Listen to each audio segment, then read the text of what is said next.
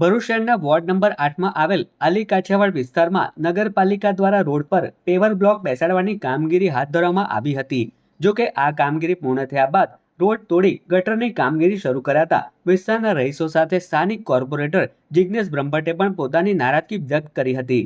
સમગ્ર મામલો મીડિયામાં પ્રસારિત થતાં જ નગરપાલિકાનું વહીવટી તંત્ર હરકતમાં આવ્યું હતું। લાંબા સમયથી અટકેલી ગટરની કામગીરી તાત્કાલિક ધોરણે શરૂ કરાવી કોન્ટ્રાક્ટર દ્વારા રાતોરાત પૂર્ણ કરવામાં આવી હતી।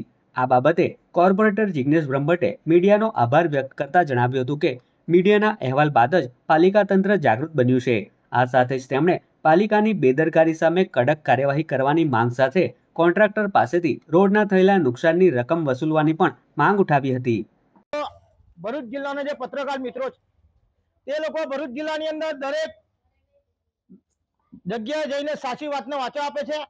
અમારા વોર્ડ નંબર 8 ની અંદર જે આ બ્લોકની અંદર અને ગટરની અંદર બ્લોક ને બ્લોકની ઉપર ગટર ને ગટરની પછી પાછા બ્લોક જે કામ થયું છે તેની લોકો હાલાકી ભોગવતા હતા।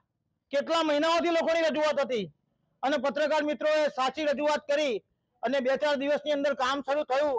એ બદલ હું પત્રકાર મિત્રોનો હૃદયપૂર્વક હાથ જોડીને આભાર માનું છું। પત્રકાર મિત્રો ના હોત તો આ લોકો જે હાલાકી ભોગવે છે તે જલ્દી એનું નિરાકરણ ના આવત। આવનાર દિવસોની અંદર આ જે ડબલ કામ થયું છે જે તે અધિકારી જવાબદાર હશે તેની સામે 258 ની કલમ હેઠળ જે તે અધિકારીને રજૂઆત કરીશ ને આના પૈસા જે તે જવાબદાર અધિકારીએ ભોગવવા પડશે। અહીં નહીં બીજી કોઈ પણ જગ્યાએ આવું કામ કરશે તેના માટે ભોગવવાની તૈયારી।